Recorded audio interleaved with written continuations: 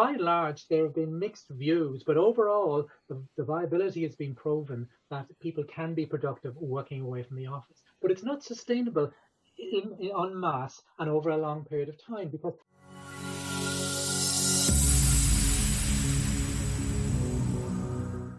Hello, everyone. Welcome to another episode of the show where world's renowned thought leaders and best-selling authors share their wisdom and insight with you so that you can achieve your goals and be more productive.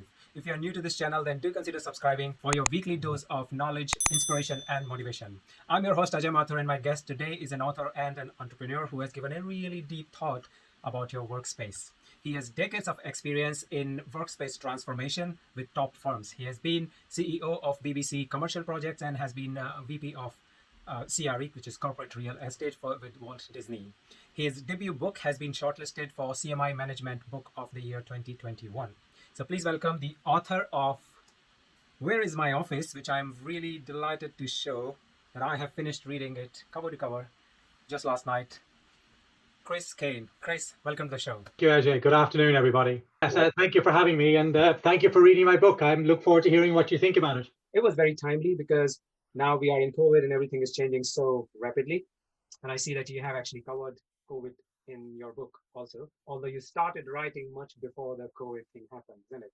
Yes, and I think many people have said, the book was remarkably prescient because I set out with three aims for the book. One was to help business leaders. This is not a technical book, I should say. It's aimed at the business world, both big and small and medium-sized business entrepreneurs, to help them make sense of what is a very difficult part of their world, how they engage with the commercial real estate world. So my aims were to demonstrate that you could see a link between an effective workforce and an effective workplace. I wanted to continue in the traditions of the BBC of educating, entertaining, and informing by sharing some of the learning I had over the years for people to make sense of this using commercial real estate. And last but not least, to start a proper debate about making better use of the built environment, one that's much more sustainable, human-centric, and focused upon leaving a sensible legacy to the generations that follow us. Although you have given a lot of detail about the CRE market. It's commercial real estate and corporate real estate, I think interchangeably they are used, right? The market is massive. It's $1 trillion in America. I don't know the exact size in the UK. But how do you see the impact of current environment wherein offices are 80% of them are shut and even more maybe? We don't know for how long it is going to be like this, and it's happening worldwide. So what is the impact do you see? Well, you see a lot of debate, and what was a backstream topic of office buildings and rents and all that sort of stuff has been catapulted into the public domain over the last year as a consequence of this dreadful pandemic we're all suffering from. And there's been a huge amount of media interest in, the office is dead. Well, in my view, the office is not dead, but it's not going back to normal. So as you're probably aware, that it takes about 60 to 70 days for habits to form. So as a consequence of lockdown, where we've all actually embarked upon a massive experiment of testing out whether we could work away from the office, mainly working from home. And not everybody can work from home, so we can deal with that in a couple of minutes. But that experiment has proved that working away from the office is viable. And all it has done really in the last year or so is confirm what's been happening progressively and quietly over the last 20 years, when people, as a consequence of technology, have become untethered from the desk. And now we're becoming untethered from the office, so that we can now work anywhere, any place, anyhow. And that's not everybody. And we're trying to make sweeping generalizations. So I'd say again, the office is not dead, but it's certainly not going back to normal. How's your view about productivity and efficiency? Yeah, I think that a lot of people have worried about that. Well, once again, this massive experiment has proved that people can be productive doing office work. And, the topic of this conversation occupies a narrow element of the overall economy of Britain or the US or whatever. How people work in offices, typically described as white collar workers. And by and large, there have been mixed views, but overall, the viability has been proven that people can be productive working away from the office. But it's not sustainable en masse and over a long period of time, because not everybody has the luxury of a spacious house or apartment. Many people have only one or two bedrooms in their apartments. They may not even have a balcony. They may have a young family. Their partner may also be working. So that's posed huge challenges. But despite all of that, people seemed to have been quite adaptable in all of this. And but the big thing which people haven't really cottoned on to is that many workers, along with employers, are now starting to ask some questions which they never asked before, like, why do I need to commute into, say, central London or central Birmingham or downtown New York, whatever, just to sit in an office and to send emails? What's the risk? Um, how is it that this working environment of enforced lockdown has actually given me an opportunity to be a better parent? So there's some really big issues here, along with the traditional ones of cost and risk and all that side of things. Well, at the same time, being in office was you were giving one third at least. Like if you're working 8 hours in office, you give one third of your life, one third of your year, I would say, to the colleagues, right? And that gives you an opportunity to develop the interpersonal relationship in a different way because we have always been social animal humans, and we work better when we have physical presence of somebody else. So that angle is kind of missing now when everybody is just looking people's faces. I agree, and that's why I said earlier that enforced working from home at scale and over a lengthy period of time is not sustainable, because people are human animals. Most people are. If you understand the nature of human beings, we're either introvert or extrovert. And actually, the introverted people actually are quite happy not having to go into a place which frightens them. But the big thing really is that offices need to be repurposed in the context of how they're used. Take Dropbox, for example. They have said to their employees that you don't need to come back to the office to send emails or sit at desk, but you do need to come back in to address your point about being social, about collaborating, about collective problem solving, about engaging with other people, and about soaking up learning. Because, I mean, the traditional view is that young people joining a business learn from their elders and others, and there's nothing that still is relevant. But if you ask anybody, say under 25 or 30 now, they're saying, well, that's a very 20th century mindset, and it's presumptive. And for those of us who are not digital natives, it seems that that's the only way possible. Whereas in reality, 25, 30-year-olds are figuring things out themselves. They do need a certain amount. And part of what I've been learning over the last 3 or 4 months is that we have a propensity to look at all of this in a very homogenous fashion, in one size fits all. And, to our shame, 20th century working practices, which have seeped over into 21st century, doesn't properly address key things, key challenges facing the workforce pre-COVID. Maybe COVID will bring about a change of attitude to things like diversity, inclusion, access to the workplace. You think about meetings. If you're a junior member of staff and your typically white alpha male boss runs the meeting, you're not going to get a word in edgeways because you'd be afraid. Whereas potentially, doesn't happen for every organization, that in a Zoom call or a Teams call, there might well be, if it's well managed and well run, that people will actually get a better chance. Then you look at people who have struggled to find work because of particular disabilities or whatever.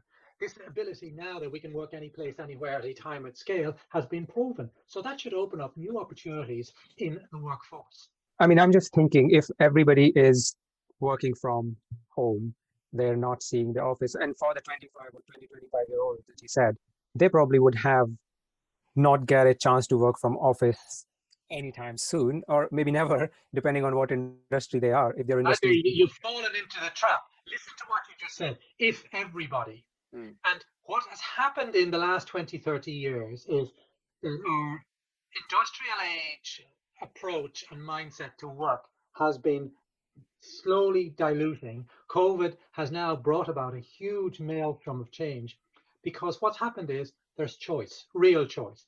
There's choice for organizations in where they locate like never before, and in the nature of the space they consume. Up to quite recently, enterprises could only buy a building or lease a building. Now there's a much wider change, and COVID has accelerated that to meet the needs of their workforces who say, well, maybe I want to work in the office a couple of days a week or a couple of hours a week or whatever the case may be, and I might want to work in a satellite office. Or what I think you would see a lot of now is much more what I call localized working opportunities, not necessarily at home, because only some people can be effective at home. So we're going to see a blended workforce and a blended distributed range or array of workplaces. And it will be different for technology companies, and it'll be compared to manufacturing or logistics or pharmaceutical or finance or professional services. And it will also differ by where all of these companies are in their maturity cycle. Startups, scale ups will be very different to mature organizations. So that's the critical message I want to share with your audience, is that people talking about this with a one size fits all mindset will not end up with the proper understanding of the opportunity and the challenges to move to what I would call, I describe in the book, omni-channel or omni-working, where for those that can, you can work any place, anywhere, anyhow. And the real estate industry has to move from being a take it or leave it type organization or sector where their business model last year is build it and they will come. Because take Britain, everybody presumed that consolidation and big is beautiful is the ideal business model, where maybe going forward into the third decade of the 21st century, we'll probably have something like blended is best. In either case, the usage of the office space is going to reduce. I would say, I don't know what exactly is going to be in future, but let's say 50% of the space is not used. And you mentioned about we have to think about repurposing that. What are your ideas, and how can we repurpose, and how we can use that more optimally, that space? Well, I mean, we've had a love affair over the last 20 years with driving for efficiency in offices and getting people down to 5-6 square meters per person. Social distancing, I think, will be with us for at least another year, if not longer. People who take proper cognizance of risk and resilience would say that we can never go back to having human beings cooped up like chicken coops in row after row of office desks and whatever.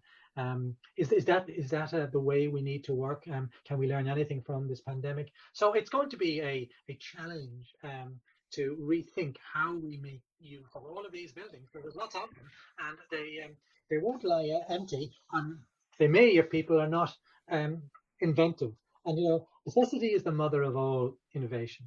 And the call to the real estate world is, it's about time now you innovated to provide products which are fit for purpose, which are resilient, and which are adaptable to the needs of their customers. You reckon the new construction that currently I see in London, there's still a lot of office spaces are being built. Are they going to come to an halt soon, or continue building more spaces? I think we've hit peak office. I don't think we need any more. We need to wake up, smell the coffee. Our precious planet is under severe risk. And if you take like what the CEO of Blackstone said today or the last couple of days, their investment ethos is all about sustainability.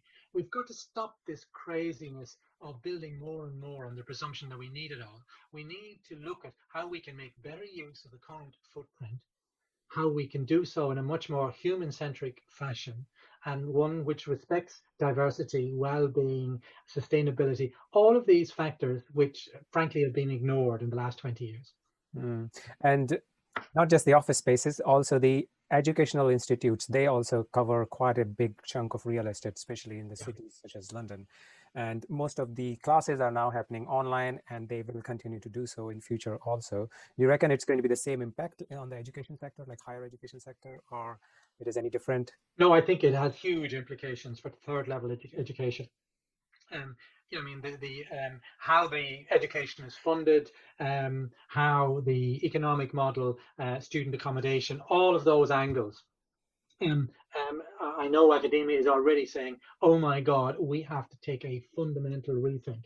And that's why all the press reports about going back to a new normal. This won't be a new normal. This is a new reality. If you look back over history, and this, I mean, many people in real estate, for example, think what we're going through now is similar to typical market downturns, like the response to the global financial crisis of 10 years ago. This is much, much bigger, because for the first time ever, people and employers right across the world, the elite and every other segment of society, have been equally impacted by this. And it's all been a cause for thought around how can we do things better? How can we look at our society? How can we look at our business models, our enterprise? If you look at all of the big investment organizations, they're now saying we've got to stop worshipping at the altar of shareholder value and pay more attention to stakeholder value. Every time I go to a new town and see the high street and see 2 more shops closed, and this is before COVID. Yes. right? So the shops were closing every month, one is going down. Is it the death of high street or even the downtown kind of concept now very Well, close? if there were more people around to use and consume services offered by retailers, then you might see a reversal of that. But also, urban planners and cities and municipalities need to rethink their very rigid approach to how the high street should look, which for the last 20, 40 years has been premised on, well, let's get to the highest value and let's have for certain use classes. Maybe we need to rethink all of that and have a mix of residential, retail, and community uses along the high street, rather than them all being representative of bland chain retailers. Let's bring some, maybe let's turn back the clock in terms of how Britain's high streets used to look like, which is more community and human focused. So we're going back to what it was. Well, I don't think it's going back in one part, because you ignore history to pearl, but you also take into account what can be done now, given that we are truly in the digital age, and how might we want to reshape. So maybe we might see, after the worst effects of this dreadful pandemic, maybe we might see a renaissance, one that is much more human focused. Yeah, it'll be interesting to see that. And what about the banks have given millions and billions of loans to these commercial and facilities, which maybe eventually, when the grants and everything stops, they may struggle to pay the rent, and banks might feel some sort of pressure. What, from your point of view, what is going to be the impact in the coming years on the banking sector because of the real estate? That's a really, really big question. I don't know is a simple answer, because we have all of these government-backed loans the banks have distributed. They will want to get some sort of return and close out on those. But it's part of a much bigger debate around how we want to have our society for the balance of the 21st century. And we've already started to talk about how we provide a much more equal, fairer society. And I don't think those sort of discussions are going to go away. So the banks, I think, are going to be thinking very carefully about how all of these things play out, because undoubtedly there is going to be blood on the street, and that some organizations may not make it. And maybe they deserve to be, because if you look at the average age of, say, companies in the Fortune 500, 5-10 years ago, that was 35, 40 years. They were forecasting by 2025, and it was pre-COVID, that the average lifespan of companies will be down to 14 years. So there's always been change, and are we going to see a potentially survival of the fittest? That could be one scenario, but I think it's too early to call just at this moment in time. When you go to office, you get a creative work environment, and you talk about it a lot. In most of your projects, you were with BBC and Walt Disney, both were creative industries. Now, that kind of environment is possibly not possible when you're working from home. So what are your ideas to make your home as creative workplace as your office was? I wouldn't, because I think unless you have a number of people working together creatively, that's one angle. We're creative in our homes already. So what I think we need to think about is that the office as a construct we need to divorce ourselves from saying it's just one physical place. So the office post-pandemic will be provided in the traditional CBD mothership. It will be provided in a satellite location outside of town. It will be located in a range of other more localized work settings as well, so that when you need to be creative, because I don't know about you, but I have these fits of writing. So sometimes it's early morning, sometimes it's the afternoon. And when it happens, you've got to go and do it. So I have the luxury of a home office, so I can do that. But not everybody has that. So how do you organize that? So you need to have the ability to say, well, can I walk around the corner, or can I get the bus 5-10 minutes away and go to a local work setting, which my company provides for me, that I can clock in, and I can have a nap. And there's many of these emerging in the last few months saying, and by the way, I want to work with Ajay, and we will organize ourselves electronically to say on Tuesday afternoon between 2 and 4, we'll be in a local work setting in Tower Bridge, halfway between where we live. And we'll do that. So it's much more fluid. And I talk about this progress of 20th century offices, the fixed setting, to 21st century workplaces, which are totally fluid. So we're moving from much more fixed to fluid, not only in how buildings are consumed, but also how workforces operate. And this will be the challenge for middle management, for managers to let go of the principle of presenteeism and by trusting their workforce to do things, hold them accountable if they're not done, but it'll be a different form of management.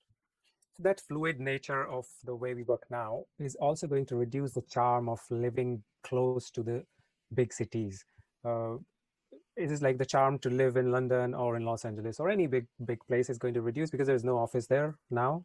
Well, you can live anywhere, you can live far away because you only have to go twice a week, for example, if you have to go in future, right? So is it going to, the big cities are going to be less attractive? No, not necessarily. I think cities, you take the cities reaction, after the Great Black Plague in medieval times, they adjusted, and actually it gave rise to some, take London, for example, some remarkable architecture and improvements. And it's already happening. You take the mayor of Paris and her view of the 15-minute city, and by also, reducing the love affair with the car. So cities are going to adapt and adjust and survive. And maybe for the better, because at the moment we have millions of people commuting into, say, a big city like London, but who's living in the city centre?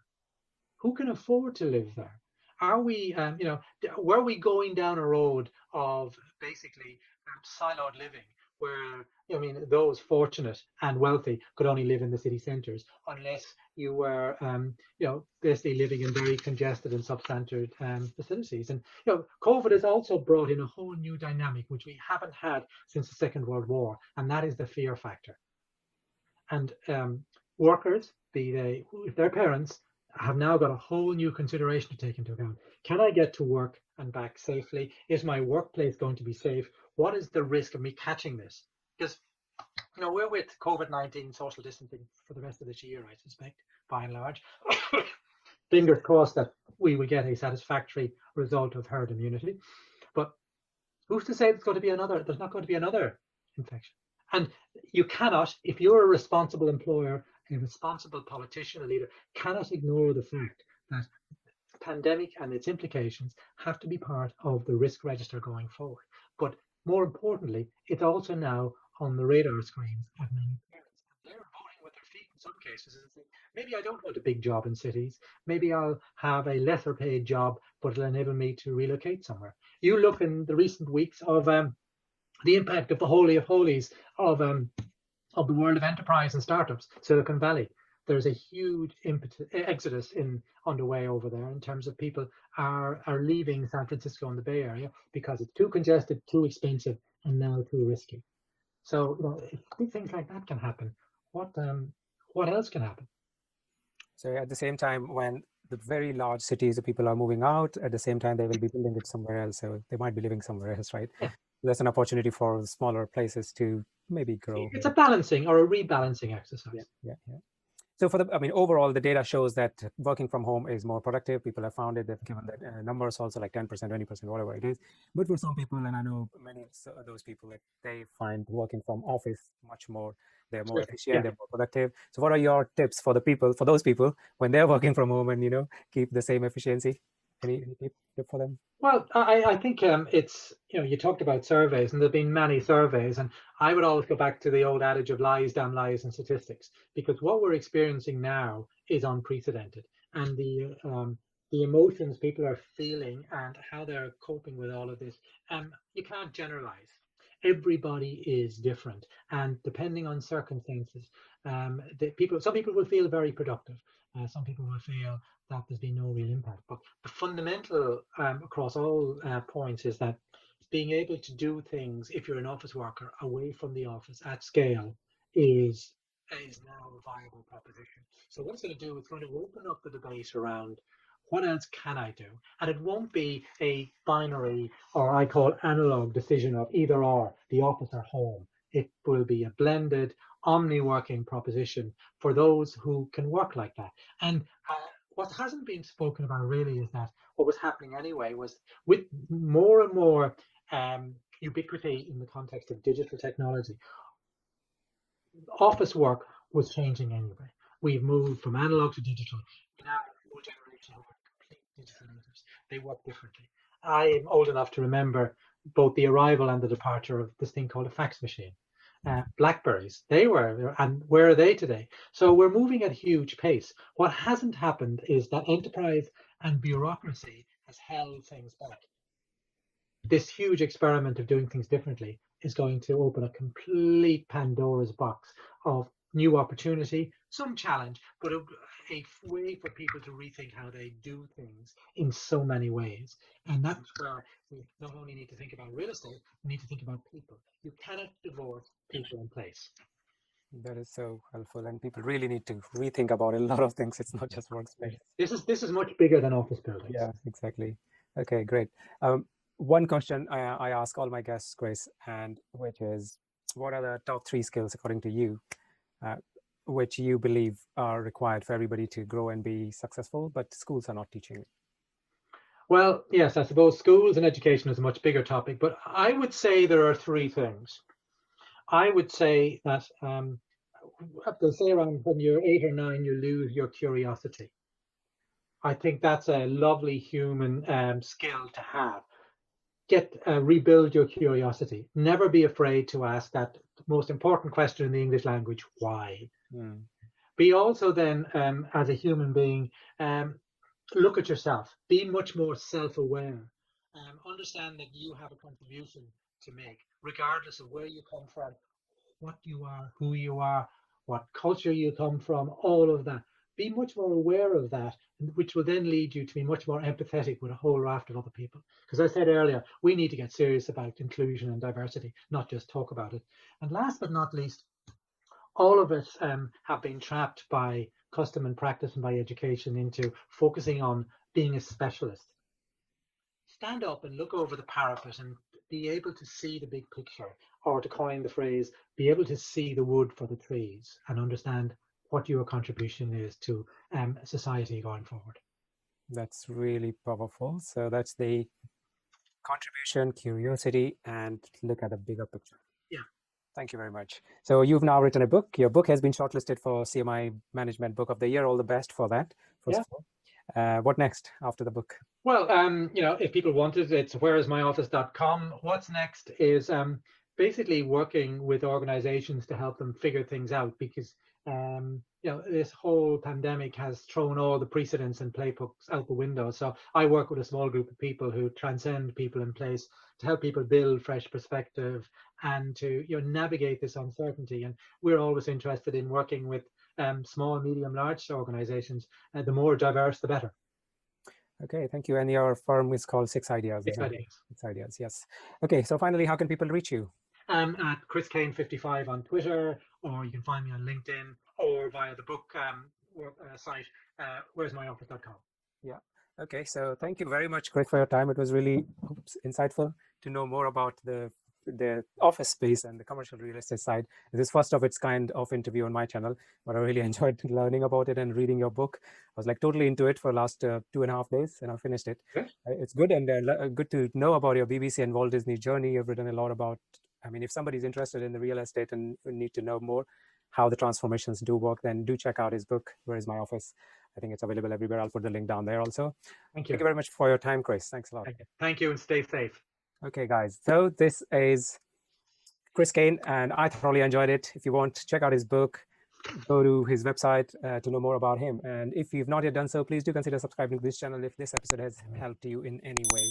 I will see you again next week with an amazing guest. Till then, keep learning.